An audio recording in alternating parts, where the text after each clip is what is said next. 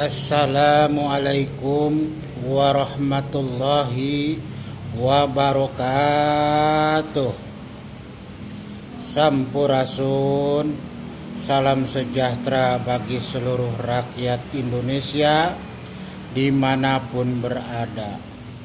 Semoga Allah Subhanahu wa Ta'ala selalu melindungi kita dimanapun kita berada. Amin ya Allah ya Rabbal Alamin.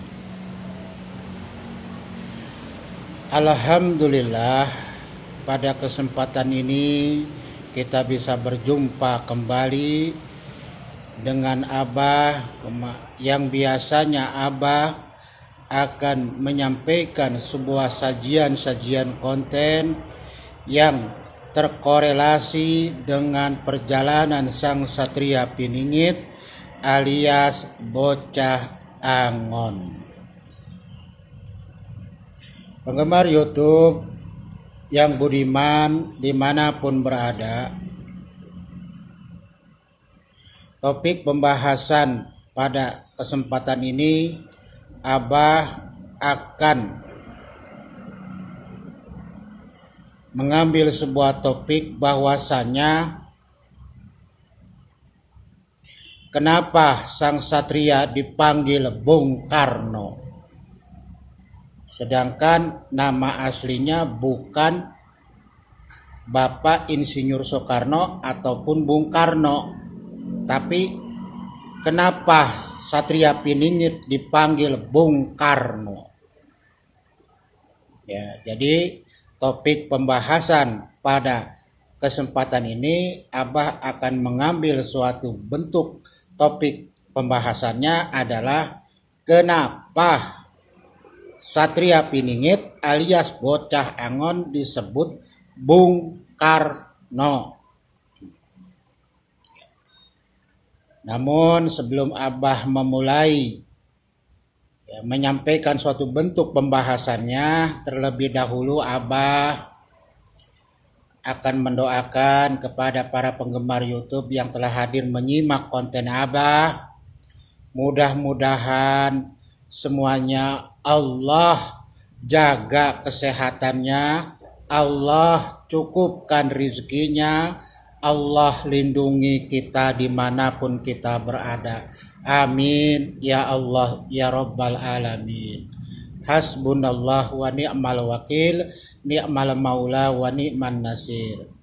Dan tak lupa Abah pun mengucapkan banyak-banyak terima kasih kepada para penggemar YouTube yang telah hadir menyimak konten Abah, memberikan dukungan pada konten Abah. Mudah-mudahan ini menjadi suatu bentuk saran dan masukan kepada Abah agar Abah bisa berbenah menjadi penyajian, membuat sebuah penyajian konten yang berkualitas dan bermutu.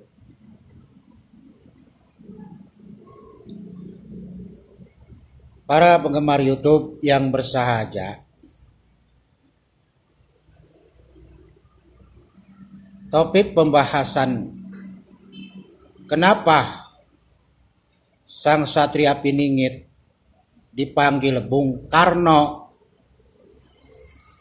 ya, ini sangat historis sekali, ya, ini sangat nilainya tuh sangat historis sekali, ya, penuh dengan unsur sejarah dan penuh dengan unsur empirisnya. Apa itu? Pengalamannya. Sebenarnya sang Satria Piningit ini siapa sih? Nah, kan begitu. Toh kok tiba-tiba, ya, sesuai petunjuk yang Abah dapatkan dari sang Satria Piningit bahwasanya beliau dipanggil Bung Karno. Ya, ketika beliau sedang duduk rebahan, ya, di tempat tidurnya, ya, yang beralaskan tikar, ya, beliau dipanggil 3 kali, Bung Karno, Bung Karno, Bung Karno. Nah, itu. Sebenarnya siapa sih? Ya. Kenapa dipanggil Bung Karno Sang Satria Piningit? Ada apa dengan Bung Karno Sang Satria Piningit itu? Apakah Sang Satria Piningit itu adalah putra-putrinya? Apakah keturunannya? Nah, inilah perlu kita membutuhkan suatu kajian dan penelitian sejarah yang memang ini terjadi kepada Sang Satria Piningit dipanggil Bung Karno. Maka Abah melakukan sebuah pendekatan, yaitu apa? Pendekatan historis dan empiris. Pertama, pendekatan historis bahwa yang namanya sejarah Satria Piningit bukan hanya pada Satria Piningit zaman sekarang yang akan muncul, tetapi Bapak Insinyur Soekarno pun adalah Satria Piningit. Ini sejarah. Ya, sudah banyak satria-satria Piningit yang terlahir dan muncul di Nusantara dan di Indonesia ini. Nah, yang terakhir adalah Satria Piningit alias Bocah Angon alias Satria Pandito alias Sang Kinasi alias Singa Allah alias Abdullah alias Ki Santang, ya, alias Pemuda Berjanggut, alias Pemuda Penggembala. Abah tambahkan lagi alias Pemuda Idaman, ya, pemuda pujaan jadi idaman. Lelot. Ya. Tuh. Sang Satria Piningit adalah seorang pemuda. Ya. Pemuda yang gagah. Ya. Yang sehat. Pemuda pujaan jadi impian. Pemuda pujaan jadi bayangan. Duh kelingan di matane, duh kelingan senyumane. Tuh, ya.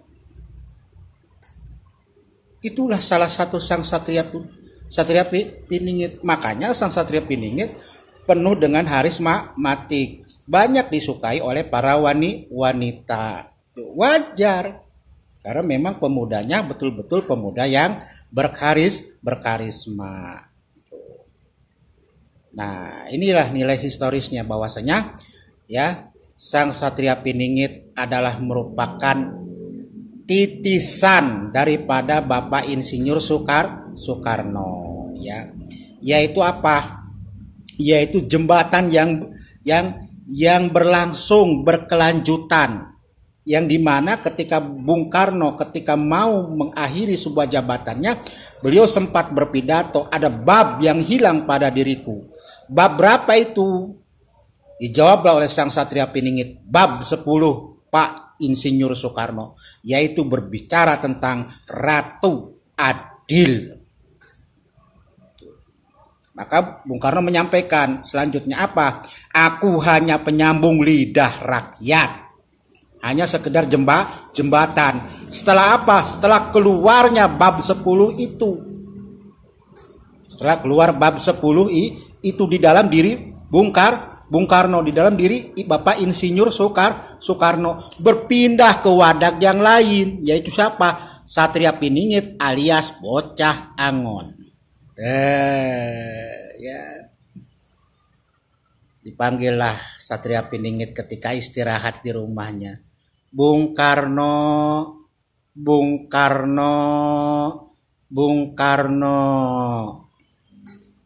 Tuh. Ya. Gitu. Beliau bukan Satria Piningit alias Bocah Angon, bukan putra-putri daripada keluarga Bapak Insinyur Soekarno, tetapi putra-putri orang lain, manusia lain. warga negara Indonesia tapi bukan dari keturunan Bapak Insinyur Soekarno. Cuma nitis doang. Berpindah tempat. Ya. Seperti itu. Jadi kalau seandainya Satria Piningit itu tidak ada hubungannya dengan Bapak Insinyur Soekarno, jelas tidak masuk akal. Karena apa? Karena di dalam sejarah bahwasanya inilah proses perjalanan daripada satria-satria di Indonesia dari sejak zaman dahulu sampai sekarang. Tuh, tugasnya sebagai apa? Pemimpin dunia yang menegakkan keadilan, memakmurkan dan mensejahterakan. Kalau dulu Bung Karno adalah memerdekakan ya negara-negara yang belum merdeka, itu apa? Mendahulukan perdamaian daripada peperangan, yang mendahulukan perikemanusiaan daripada penjajahan. Nah, sekarang Sang Satria Piningit mendahulukan keadilan dari kejoliman manusia di muka bumi ini. Karena memang kesenjangannya sangat luar biasa. Ya. Oke, para penggemar YouTube dimanapun berada, ya, inilah salah satu bentuk ya sejarah bahwasanya ya secara teori historis bahwa Satria Piningit itu dari zaman berganti zaman selalu berpindah. Ya. Lalu pengalamannya, empirisnya, sejarahnya memang itu terjadi di negara Indonesia. Ya, dari Bapak Insinyur Soekarno, mungkin sebelum Bapak Insinyur Soekarno ada lagi, ya, dan ada lagi, dan itu sejak dari zaman dahulu. Makanya pernah Sang Satria Piningit memberi petunjuk kepada Abah, yaitu apa? Aku didatangi oleh seorang pendekar zaman dahulu. Siapa kamu? Aku adalah saudaramu dari zaman dahulu. Nah, inilah satu tanda ya bahwa beliau adalah seorang satria zaman dahulu datang kepada Sang Satria Piningit bersilaturahmi. Karena memang Satria Piningit sebagai penutup daripada kesatriaan Nusantara. Ya, oke, para penggemar YouTube dimanapun berada, ya, apabila penyampaian sebuah topik-topik pembahasan Abah ini ada kata-kata yang salah, yang kurang berkenan, mohon dibukakan pintu maafnya yang seluas-luasnya. Dan pesan Abah, mari kita menjaga ya keeratan persahabatan persaudaraan antar sesama, ya, antar umat beragama, ya, antar suku dan sebagainya, demi menciptakan Indonesia yang damai dan sejahtera serta tenang. Terus kita jalin persatuan dan kesatuan demi kemajuan bangsa Indonesia. Hidup merah putih, hidup Pancasila.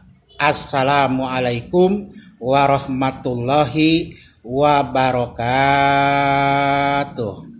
Sampurasun.